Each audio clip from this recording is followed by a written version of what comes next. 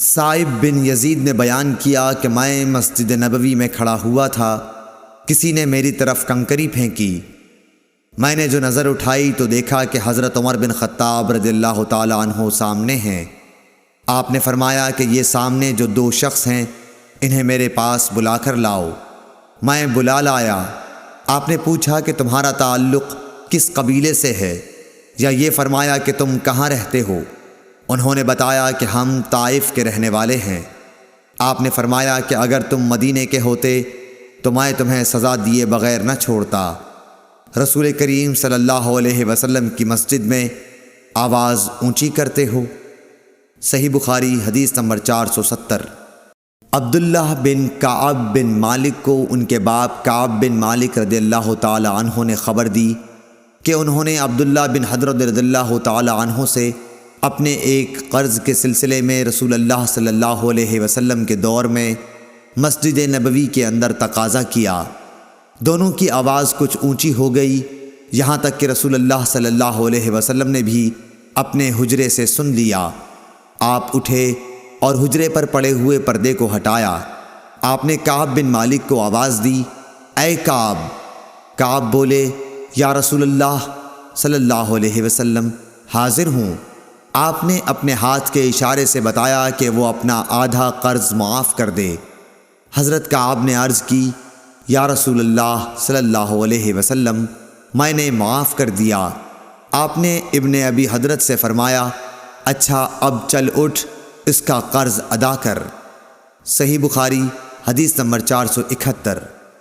عبداللہ بن عمر رضی اللہ تعالی عنہ سے روایت ہے کہ ایک شخص نے نبی کریم صلی اللہ علیہ وسلم سے پوچھا، جبکہ اس وقت آپ منبر پر تھے، کہ رات کی نماز یعنی تہجد کس طرح پڑھنے کے لیے آپ فرماتے ہیں؟ آپ نے فرمایا کہ 2 رکعت کر کے پڑھے، اور جب صبح قریب ہونے لگے تو 1 رکعت پڑھ لے۔ یہ 1 رکعت اس ساری نماز کو طاق بنا دے گی۔ اور آپ فرمایا کرتے تھے کہ رات کی آخری نماز کو طاق رکھا کرو، کیونکہ نبی کریم صلی اللہ علیہ وسلم نے اس کا حکم دیا۔ صحیح بخاری حدیث نمبر 472۔ ایوب سختیانی نے ابن عمر سے روایت کی ہے کہ ایک شخص نبی کریم صلی اللہ علیہ وسلم کی خدمت میں حاضر ہوا۔ آپ صلی اللہ علیہ وسلم اس وقت خطبہ دے رہے تھے۔ آنے والے نے پوچھا کہ رات کی نماز کس طرح پڑھی جائے؟ آپ نے فرمایا 2 رکعت، پھر جب طلوع صبح صادق کا اندیشہ ہو تو 1 رکعت وتر کی پڑھ لے، تاکہ تو نے جو نماز پڑھی ہے اسے یہ رکعت طاق بنا دے۔ اور امام بخاری نے فرمایا کہ ولید بن کثیر نے کہا کہ مجھ سے عبید اللہ بن عبداللہ عمری نے بیان کیا۔ عبداللہ بن عمری رضی اللہ تعالی عنہ نے ان سے بیان کیا کہ ایک شخص نے نبی صلی اللہ علیہ وسلم کو آواز دی جبکہ آپ مسجد میں تشریف فرما تھے۔ صحیح بخاری حدیث نمبر 473۔ ابو واقد لیثی حارث بن عوف نے بیان کیا کہ رسول اللہ صلی اللہ علیہ وسلم مسجد میں تشریف رکھتے تھے کہ 3 آدمی باہر سے آئے۔ 2 تو رسول اللہ صلی اللہ علیہ وسلم کی مجلس میں حاضری کی غرض سے آگے بڑھے، لیکن تیسرا چلا گیا۔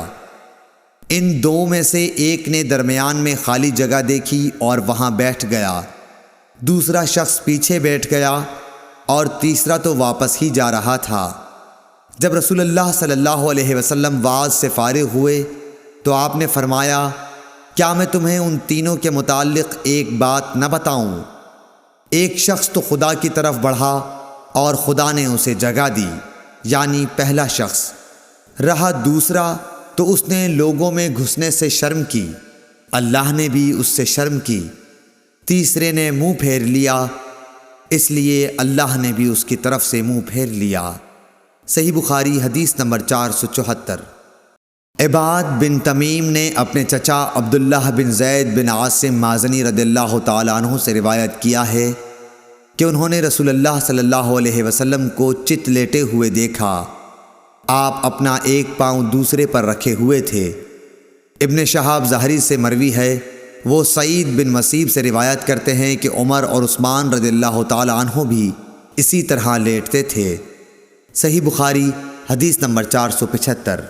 عروہ بن زبیر نے خبر دی کہ نبی صلی اللہ علیہ وسلم کی زوجہ مطہرہ ام المومنین حضرت عائشہ رضی اللہ تعالی عنہا نے بتلایا کہ میں نے جب سے ہوش سنبھالا تو اپنے ماں باپ کو مسلمان ہی پایا، اور ہم پر کوئی دن ایسا نہیں گزرا جس میں رسول اللہ صلی اللہ علیہ وسلم صبح و شام دن کے دونوں وقت ہمارے گھر تشریف نہ لائے ہوں۔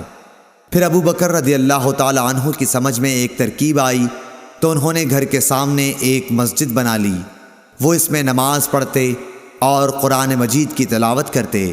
مشرکین کی عورتیں اور ان کے بچے وہاں تعجب سے سنتے اور کھڑے ہو جاتے اور آپ کی طرف دیکھتے رہتے۔ حضرت ابو بکر رضی اللہ تعالی عنہ بڑے رونے والے آدمی تھے، جب قرآن کریم پڑھتے تو آنسوؤں پر قابو نہ رہتا۔ قریش کے مشرک سردار اس صورتحال سے گھبرا گئے۔ صحیح بخاری حدیث نمبر 476۔ حضرت ابو ہریرہ رضی اللہ تعالی عنہ سے روایت ہے، رسول اللہ صلی اللہ علیہ وسلم نے فرمایا، جماعت کے ساتھ نماز پڑھنے میں گھر کے اندر یا بازار، دکان وغیرہ میں نماز پڑھنے سے 25 گنا ثواب زیادہ ملتا ہے، کیونکہ جب کوئی شخص تم میں سے وضو کرے اور اس کے آداب کا لحاظ رکھے، پھر مسجد میں صرف نماز کی غرض سے آئے تو اس کے ہر قدم پر اللہ تعالیٰ ایک درجہ اس کا بلند کرتا ہے اور ایک گناہ اس سے معاف کرتا ہے۔